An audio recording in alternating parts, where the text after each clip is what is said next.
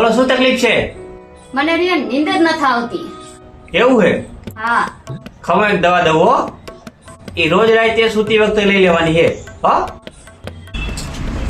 આલ્યો આ દવા.